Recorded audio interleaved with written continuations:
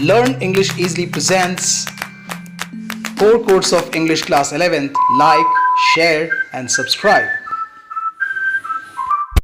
Dear students of class 11th, I welcome you on my YouTube channel with the first chapter of your book Hornbill core course, and the name of the chapter is The Portrait of a Lady, written by Khushwant Singh. प्यारे छात्रों, आज 11वीं कक्षा का पहला chapter जो hornbill book का है, the portrait of a lady, इसकी मैं शुरुआत कर रहा हूँ, जिसे लिखा है खुशवंत सिंह ने। यह जैक परीक्षा पर आधारित जो भी प्रश्न पूछे जाते हैं ऑब्जेक्टिव, उस पर यह आधारित बनाया गया वीडियो है।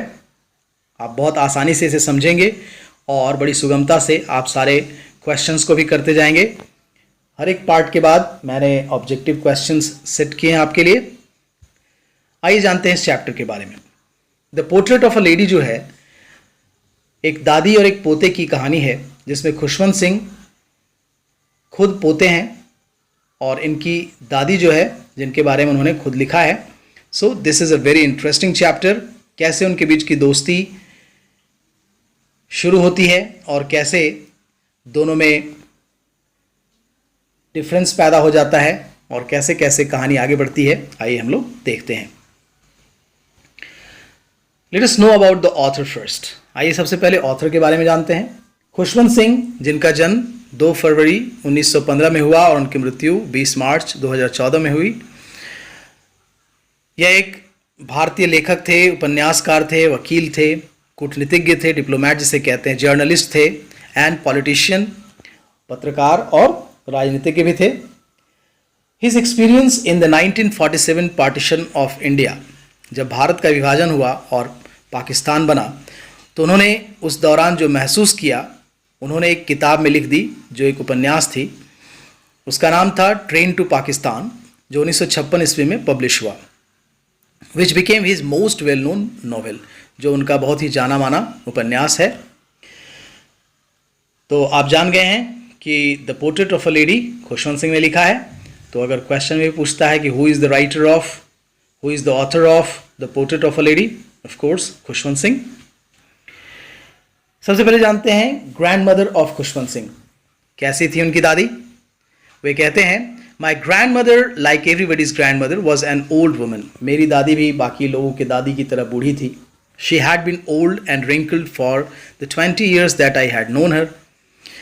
मैं जब से उसे जानता था, लगभग 20 सालों से वह जान रहे थे उनको, दादी को। उनके चेहरे पर झुर्रियाँ पड़ी हुई थी। People said that she had once been young and pretty. लोग कहते थे कि वह कभी जवान हुआ करती थी। And had even had a husband, उनके पति भी थे। But that was hard to believe. Khushwant Singh के लिए यह विश्वास कर पाना बड़ा मुश्किल था। As for my grand mother being young and pretty, the thought was almost revolting. यह बड़ा ही विरोधाभास की स्थिति हो जाती थी कि उनकी दादी कभी जवान हुआ करती थी, खूबसूरत हुआ करती थी। चूँकि बचपन से उन्होंने जैसा देखा है दादी को, वो वैसी ही हैं। She often told us of the games she used to play as a child. दादी भी बताती थी कि कैसे बचपन में वो खेल खेला करती थी जब बच्ची थी। That seemed quite absurd and undignified on her part, and we treated it like the fables of the prophets she used to tell us. जब वो कहती थी अपने बचपन की कहानियाँ, तो एक दादी को देखकर ऐसा लगता था कि दादी कभी ऐसा कैसे कर सकती है। तो विश्वास नहीं होता था, या एक परियों की कहानियों जैसा लगता था और वो विश्वास नहीं कर पाते थे। She had always been short in fat. वह नाटी थी, मोटी थी, स्लाइटली बेंट, थोड़ी झुकी हुई भी थी। Her face was a criss cross of wrinkles running from everywhere to everywhere. उसके चेहरे पर, यानी दादी के चेहरे पर झुर्रियाँ पड़ी हुई थी हर पार्ट में उसके चेहरे पर। तो दादी ऐसी दिखती थी। मोर अबाउट हर, और क्या है उसके बारे में जानते हैं दादी के बारे में।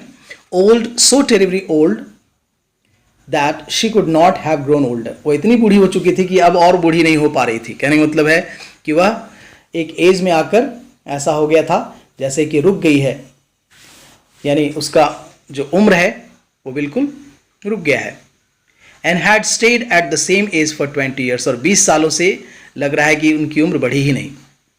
She could never have been pretty but she was always beautiful. बहुत खूबसूरत नहीं रही होंगी लेकिन पोते की नज़र से वह सुंदर है. She hobbled about the house in spotless white with one hand resting on her waist to balance stoop and the other telling the beads of her rosary. दादी थोड़ा झुक कर चलती थी तो कमर पर अपने हाथ को रखकर अपने टेढ़ी कमर को सीधा करके चलती थी, और वाइट कपड़े पहनती थी. चूँकि ये लोग सरदार थे तो दादी सलवार और कमीज़ पहनती थी और हमेशा घर में घूमती रहती थी इधर उधर, और हाथ में माला होती थी, बीड्स ऑफ रोजरी, जो माला होता है वो माला जपती रहती थी. Her silver locks were scattered untidily over her pale puckered face. उनका चेहरा बुढ़ापा में कैसे सिकुड़ जाता है, चेहरा सिकुड़ा हुआ चेहरा था, और उनके बाल जो थे बिल्कुल सफ़ेद थे चांदी की तरह, और उनके चेहरे पर फैले रहते थे. हर lips constantly moved in Audible prayers, और वह हमेशा बुदबुदाते हुए प्रेयर करती रहती थी. यस, शी वॉज ब्यूटिफुल, खूबसूरत भी थी. She was like the winter landscape in the mountains and expanse of pure white serenity breathing peace and containment. Contentment का मतलब होता है संतोष. उनके चेहरे पर संतोष था. वह बिल्कुल जैसे पहाड़ों के ऊपर जब बर्फ़ गिर जाता है तो कैसे सफ़ेद दिखाई पड़ता है, ठीक उसी प्रकार से उनके सफ़ेद बाल भी उसी तरह दिखाई पड़ते थे, मानो किसी पर्वत के ऊपर फैले हुए उस बर्फ़ की चादर की तरह दिखाई पड़ती थी, है ना. आइए अब जानते हैं some questions. How long had the author been looking his grand mother as it is. अपनी दादी को ठीक उसी प्रकार कब से वे देख रहे हैं, लगभग 20 सालों से. आंसर है 20 सालों से उनके एज में कोई परिवर्तन नहीं आया ऐसा लगता है.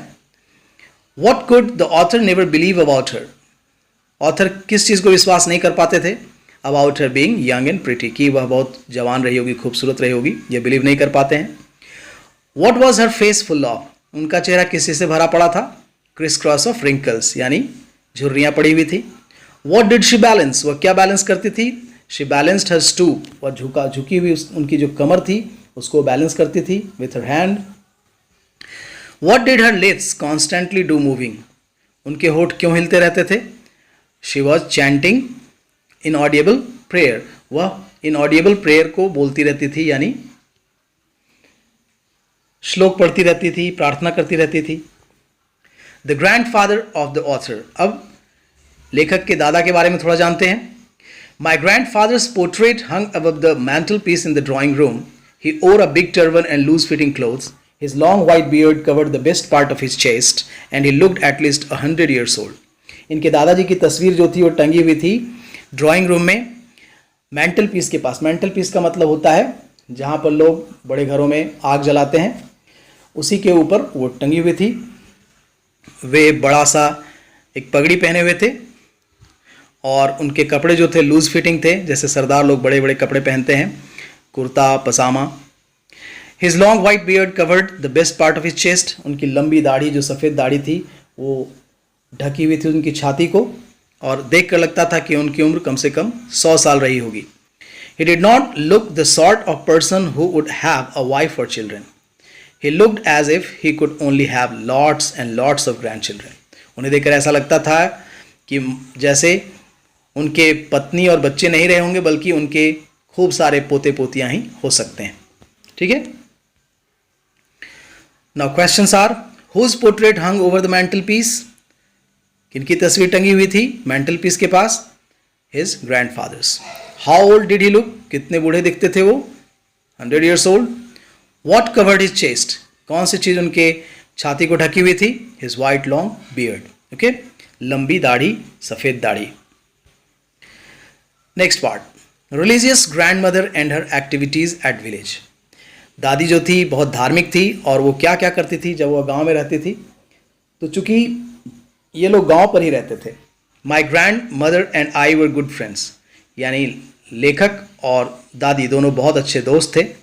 माई parents left me with her when they went to live in the city and we were constantly together and she used to wake me up in the morning and get me ready for school.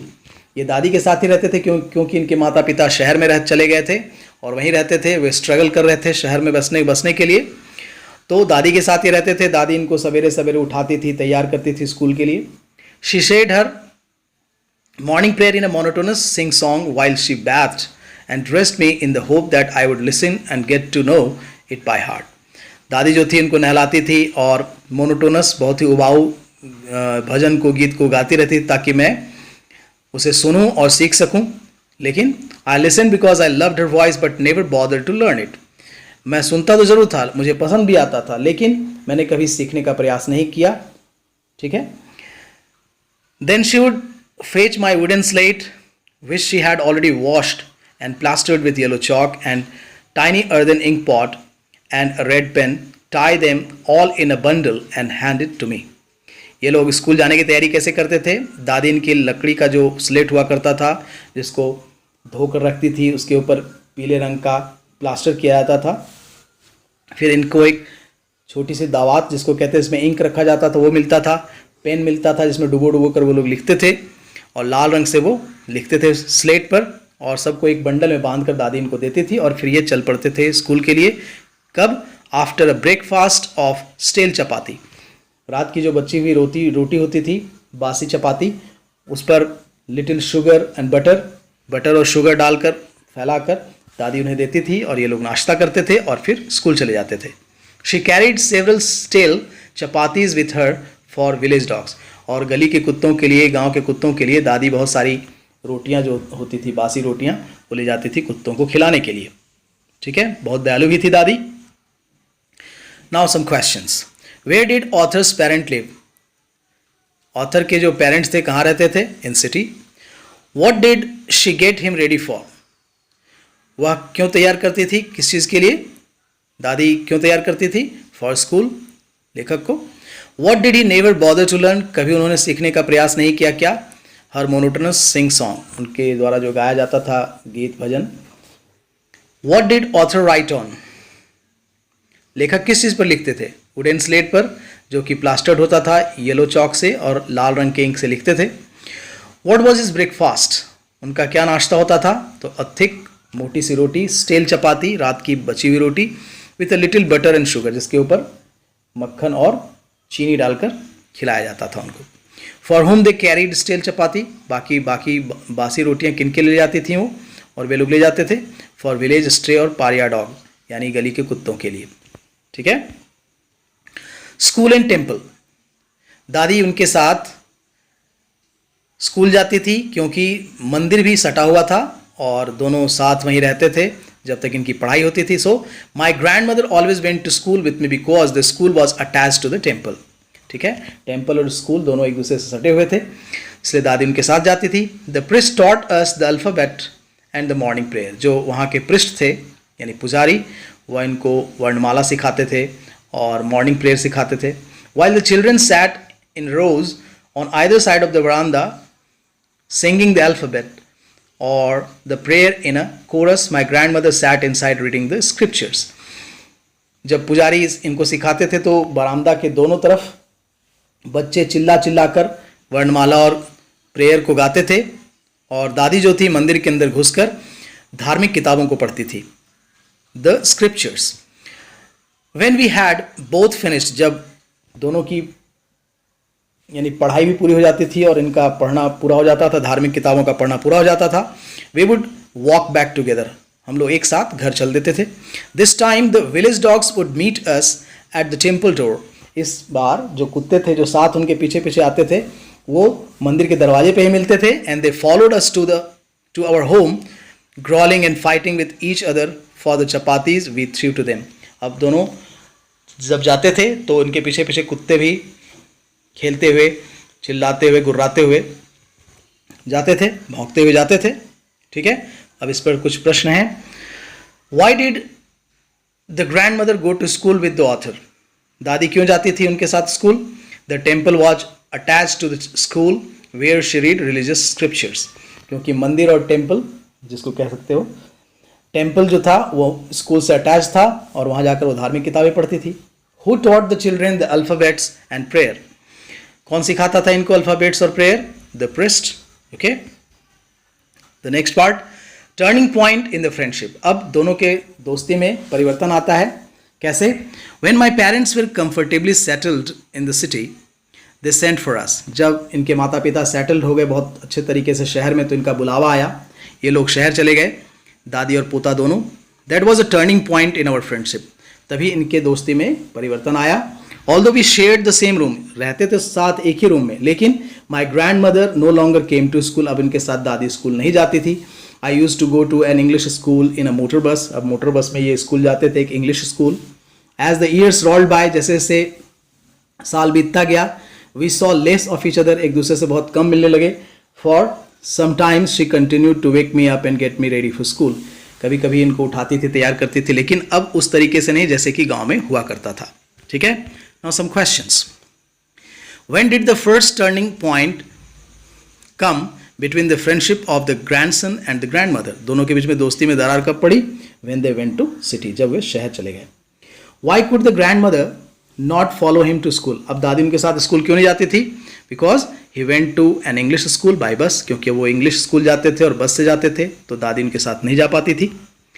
Now the next part, dislike for science and music. दादी जो है वो science और music से नफरत करती थी, क्योंकि याद होगा आपको कि बचपन में उन्हें धार्मिक भजन सिखाना चाहती थी, लेकिन अब स्कूलों में क्या पढ़ाई हो रही है? साइंस की और म्यूजिक की, तो कैसे नफरत करती है? When I came back she would ask me what the teacher had taught me. जब मैं स्कूल से आता था तो दादी मुझसे पूछती थी कि शिक्षक ने क्या पढ़ाया। I would tell her English words and little things of western science and learning, the law of gravity, Archimedes principle, the world being round etcetera. तो साइंस की सारी बातें उनको सुनाते थे, तो दादी को कुछ समझ में नहीं आता था, तो दिस मेड हर अनहैप्पी, तो दादी बहुत दुखी हो जाती थी। She could not help me with my lessons. अब वह उनके लेसन्स में उनकी मदद नहीं कर पाती थी। She did not believe in the things they taught at the school, English school, and was distressed that there was no teaching about God and the scriptures. अब दादी को अच्छा नहीं लगता है कि उन्हें स्कूल में धार्मिक चीज़ें नहीं सिखाई जाती हैं, बल्कि साइंस सिखाया जाता है, तो दादी अच्छा नहीं महसूस करती हैं, उन्हें अच्छा नहीं लगता है। वन डे आई अनाउंस्ड, एक दिन लेखक ने अनाउंस किया, बताया, that we were being given music lessons, उन्हें म्यूजिक सिखाया जा रहा है। शी वॉज वेरी डिस्टर्ब्ड, अब वो बहुत दुखी हो गई। क्यों? To her music had lewd association. उनके अनुसार दादी मानती थी कि यह बहुत नीचे तबके के लोगों की चीज़ है। It was the monopoly of harlots and beggars and not meant for gentle folk. सभ्य समाज के लिए संगीत अच्छा नहीं है, यह भिखारियों के लिए और नट्टों के लिए, गाने बजाने वाले लोगों के लिए ठीक है। She said nothing but her silence meant disapproval. उन्होंने कुछ कहा तो नहीं, लेकिन वो बहुत चुप रहीं, जिससे पता चला कि वह पसंद नहीं करती थी। She rarely talk to me after that. उसके बाद दादी ने शायद ही उनसे बात करना शुरू किया, यानी कि बंद ही कर दिया बात करना। अब उनसे वो बात नहीं करती थी। Now some questions again. Why was the grand mother unhappy? अब दादी क्यों दुखी हो गई थी? Teaching of science but not about religion in the school, क्योंकि अब साइंस पढ़ाया जाता था स्कूल में, धार्मिक चीज़ें नहीं पढ़ाई जाती थी। Why she stopped talking with him? अब उनसे, लेखक से बात करना बंद क्यों कर दिया दादी ने? क्योंकि when he announced about the music lessons in the school, जब उन्होंने बताया कि स्कूल में अब म्यूजिक लेसन्स दिए जा रहे हैं, तो दादी ने बात करना बंद कर दिया। What did she think about music? Music के बारे में दादी क्या सोचती थी? Music is for harlots and beggars. Music जो है नटों के लिए, नाचने वालों के लिए और गरीबों के लिए, भिखारियों के लिए होता है, ऐसी सोच थी दादी की। Next part, favourite time pass of the grand mother. अब दादी जो है शहर में रहती हैं, तो उनका फेवरेट टाइम पास क्या है? क्योंकि पहले वह तो पोते के साथ खेल लेती थी, रह लेती थी, लेकिन अब क्या करती हैं? Favourite time pass of the grand mother.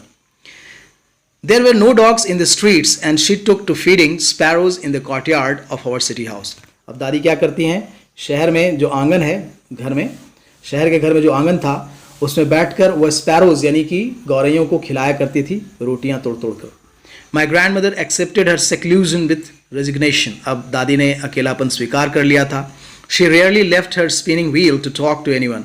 अब वो हमेशा चरखा चलाती रहती थी और शायद ही किसी से बात करती थी। From sunrise to sunset she sat by her wheel spinning and reciting prayers. सुबह सूर्य निकलने के साथ से लेकर सूर्य के डूबने तक वह चरखा चलाती रहती थी और अपना प्रार्थना करती रहती थी, प्रेयर करती रहती थी। Only in the afternoon she relaxed for a while. केवल दोपहर में थोड़ी देर के लिए वो आराम करती थी. टू फीड द स्पैरोज, उसी समय वह गौरैयों को खिलाती थी. While she sat in the veranda breaking the bread into little bits, hundreds of little birds collected round her, creating a veritable bedlam of chirpings. सैकड़ों चिड़ियां जो है उनके आसपास आकर बैठ जाती थी बरामदे में और वह उन्हें रोटियां तोड़ तोड़ कर खिलाती थी. Some came and perched on her legs. कोई आकर उनके पैरों पर बैठ जाती थी और चोंच मारती थी.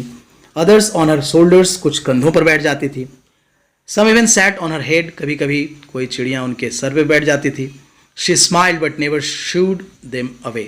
वह मुस्कुराती थी लेकिन कभी उसको हटाती नहीं थी, डांटती नहीं थी, चिड़ियों को भगाती नहीं थी. It used to be the happiest half hour of the day for her.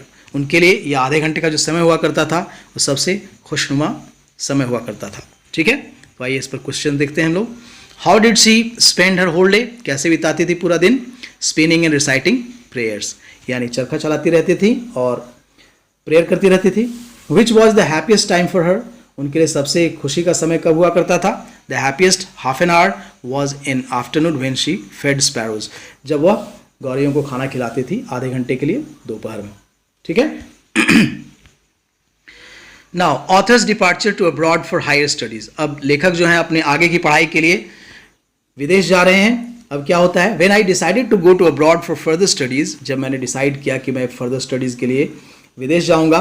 I was sure my grand mother would be upset, मैं जानता था कि दादी अब थोड़ा दुखी हो जाएगी, लेकिन ऐसा हुआ नहीं. I would be away for 5 years, मैं 5 सालों के लिए चला जाऊंगा. At her age one could never tell, क्योंकि जिस उम्र में थी अब कोई नहीं कह सकता कि पता नहीं दादी बचेगी कि नहीं. But my grand mother could, लेकिन मेरी दादी इतनी जल्दी नहीं मर सकती थी. She was not even sentimental, यहाँ तक कि जरा भी दुखी नहीं हुई वो. She came to leave me at the railway station but did not talk or show any emotion. वह मुझे छोड़ने के लिए रेलवे स्टेशन पे आई लेकिन कोई इमोशन नहीं दिखाया, किसी प्रकार की कमजोरी दिखाई नहीं पड़ी, न वो दुखी थी. Her lips moved in prayer, उनके होठ हिल रहे थे, प्रार्थना कर रहे थे. Her mind was lost in prayer, दिमाग उनका खोया हुआ था प्रेयर में. Her fingers were busy telling the beads of her rosary, वह माला भी जप रही थी. Silently she kissed my forehead, बहुत ही साइलेंटली उन्होंने मेरे ललाट को चूमा. And when I left I cherish the most moist imprint as perhaps the last sign of physical contact between us. और वही समय था जब हम लोग गले मिले और मैं याद करता हूँ उसको हमेशा. तो इस तरह से दादी ने विदा किया पोते को पढ़ाई के लिए, विदेश जाने के लिए. Now some questions. For how many years did the author go for abroad. Answer is 5 years, यानी कितने सालों के लिए गए थे लेखक. 5 सालों के लिए. What did her fingers and lips keep doing, उनकी उंगलियां और उनके होठ क्या करते रहे. Fingers kept telling beads of rosary and lips moved in prayer, उनकी उंगलियां जो है वो माला जपती रहीं और होठ बुदबुदाते रहे प्रार्थना करने में. राइट. अब लेखक जो है लौट कर आते हैं. हिज रिटर्न आफ्टर 5 years, 5 साल के बाद लौटते हैं. I came back home and was met by her at the station, फिर से दादी उनको लेने के लिए स्टेशन पर आई. She did not look a day older, अभी भी दादी एक दिन भी बूढ़ी नहीं दिख रही थी, जैसे कि तैसी थी. She still had no time for words, अभी भी उसके पास बोलने के लिए शब्द नहीं था, समय नहीं था. And while she clasped me in her arms, उसने मुझे गले लगा लिया. I could hear her reciting her prayers, मैं उसके बुदबुदाने की आवाज़ जो है मैं कानों में सुन सकता था. Even on the first day of my arrival, यहाँ तक कि पहले दिन के आगमन पर भी. Her happiest moment were with her sparrows whom she fed longer and with frivolous rebukes. आज मैंने देखा कि उन्होंने फिर से वो काम नहीं छोड़ा जो उनका हैप्पीएस्ट मोमेंट था, यानी गौरैयों को खिलाना उन्होंने छोड़ा नहीं, बल्कि आज लंबे समय तक खिलाया और थोड़ी थोड़ी फटकार भी रही थी उनको. ठीक है, चिड़ियों को फटकार रही थी. क्वेश्चन है, what did the author find in his grand mother even after his return after 5 years. 5 साल लौटने के बाद भी उन्होंने क्या परिवर्तन नहीं पाया. तो she did not look even a day older, एक दिन भी बूढ़ी वो दिखाई नहीं पड़ रही थी. ठीक है. नाउ ग्रैंड मदर फॉल्स इल, अब दादी बीमार पड़ जाती है. कैसे. In the evening a change came over हर, उसके अंदर एक परिवर्तन आया. शी डिड नॉट प्रे, उस दिन उसने प्रार्थना नहीं किया. She collected the women of the neighbourhood, उसने आसपास की औरतों को, पड़ोस की औरतों को जमा किया. Got an old drum and started to sing, एक ढोलक निकाली और बजाने लगी, गाने लगी. For several hours she thumped the drum and sang for the homecoming of warriors. बहुत देर तक गाती रही. जब किसी योद्धा के विजय के बाद जब आगमन होता था तो वैसे गीत वो गा रही थी. We had to persuade her to stop to avoid overstraining. हम लोगों ने मना किया कि ज़्यादा स्ट्रेन मत लीजिए, तनाव मत लीजिए, थकिए मत. That was the first time since I had known her that she did not pray. पहली बार मैंने और हम लोगों ने देखा कि उन्होंने प्रार्थना नहीं किया. The next morning she was taken ill. दूसरे सुबह वह बीमार पड़ गई. It was a mild fever, हल्की बुखार थी. And the doctor told us that it would go. Doctor ने बताया कि बस बुखार चला जाएगा. But my grand mother thought differently. She told us that her end was near. लेकिन दादी ने इसको अलग तरीके से लिया और कहा कि अब उनका अंत नज़दीक है. ठीक है. Now some questions. What did she do on his arrival. जब लेखक आए तो क्या उसने किया. She did not pray. उन्होंने प्रार्थना नहीं किया. But got an old drum निकाला and started to sing with the women of neighbourhood. औरतों के साथ मिलकर गीत गाया. What did the grand mother think about her mild fever. दादी ने अपने बुखार के बारे में क्या कह दिया. उन्होंने अपने तरीके से कहा हर एंड इज नियर, कि अब उनका अंत नज़दीक है. ठीक है. Death of the grand mother. अब दादी की मौत हो जाती है. कैसे. She said that since only a few hours before the close of the last chapter of her life she had omitted to pray. अंतिम समय में उसने प्रार्थना करना छोड़ दिया. She was not going to waste any more time talking to us. अब वह बात करने में अपना समय बर्बाद नहीं करना चाहती थी. We protested. हम लोगों ने विरोध किया कि बात करो हम लोगों से. But she ignored our protest. लेकिन हम लोगों के विरोध को उन्होंने ध्यान नहीं दिया, इग्नोर किया. She lay peacefully in bed praying and telling her beads. और वह केवल माला जपती रही. Even before we could suspect. इससे पहले कि हम लोग शक भी कर पाते. Her lips stopped. उनके होठ रुक गए. मूविंग. अब हिलना बंद हो गया. And the rosary fell from her lifeless fingers. और उसके हाथ से और लाइफलेस फिंगर से उनकी जो माला थी वो नीचे गिर गई. अब वो मर चुकी थी. A peaceful pallor spread on her face and we knew that she was dead. अब एक शांति जैसा उनके चेहरे पर फैल गया और हम लोगों ने जान लिया कि अब दादी दुनिया में नहीं रही. So now we have the question here. Why did the family protest to stop praying. क्यों दादी से उन लोगों ने विरोध किया कि अब बात करो हम लोगों से. So they wanted to talk. वो बात करना चाहते थे. But she kept telling the beads of rosary. लेकिन वो माला जपती रही. Because she did not want to waste her time. वह अपना अंतिम समय बर्बाद नहीं करना चाहती थी लोगों से बात करने में. उन्होंने अपने आप को परमात्मा में लीन कर दिया था. ठीक है. Now funeral and arrival of sparrows. अब उनके शव यात्रा की तैयारी हो रही है और फिर से चिड़ियों का आगमन होता है ठीक उसी समय जब चिड़ियाँ आया करती थी, गौरैया आया करती थी. We lifted her off the bed and as is customary. जैसा कि रिवाज होता है उन्हें बेड से नीचे उतार कर लिटा दिया गया आंगन में. On the ground and covered her with a red shroud. लाल रंग के कफन से उन्हें ढक दिया गया. After a few hours of morning. कुछ समय के रोने चिल्लाने के बाद लोग दुखी थे. And we left her alone to make arrangements for her funeral. हम लोगों ने उनके शव यात्रा की तैयारी करनी शुरू कर दी. All over the verandah and in her room light up to where she lay dead. अब चारों तरफ रोशनी आ चुकी थी बरामदा में जहाँ वो पड़ी हुई थी. And stiff wrapped in the red shroud. जहाँ पर सीधा वो पड़ी हुई थी. Thousands of sparrows sat scattered on the floor. और हजारों चिड़ियाँ जो है, गौरैया जो हैं, वो आकर फ्लोर पर बैठ गई.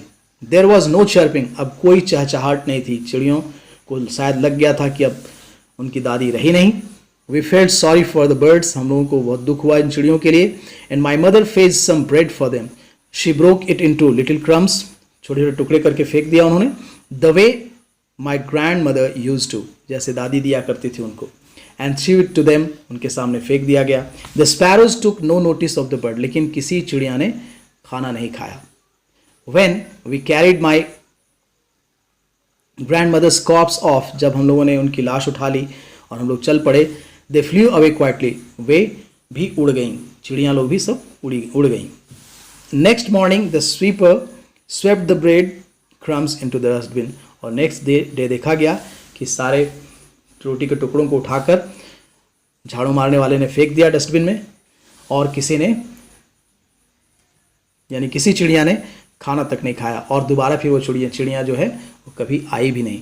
सो जानवरों को भी पता चल जाता है कि कैसे उनका प्यार करने वाला अब उन्हें छोड़कर चला गया है. They are very sensitive. ठीक है. So now we have the last question here. What did the sparrows do when the dead body was lying? जब लाश पड़ी हुई थी तो स्पैरोज ने क्या किया? थाउजेंड्स ऑफ स्पैरोज केम, हजारों स्पैरोज आए वहाँ पे, and sat on the floor, और फ्लोर पर आकर बैठ गई. Did not eat the breads given by authors mother. लेखक की माँ ने जो रोटियाँ दी उसे खाया नहीं. But flu silently and never came back again. और वे साइलेंटली उड़ भी गई, यहाँ तक कि चहचहाई भी नहीं और कभी दोबारा लौट कर नहीं आई. So dear students, I hope that you understand the whole chapter very well, and I hope that it will be very helpful for your examination. So dear students, thank you so much for watching. Soon I will upload the next video and you will be enjoying the next chapter. So till then, goodbye.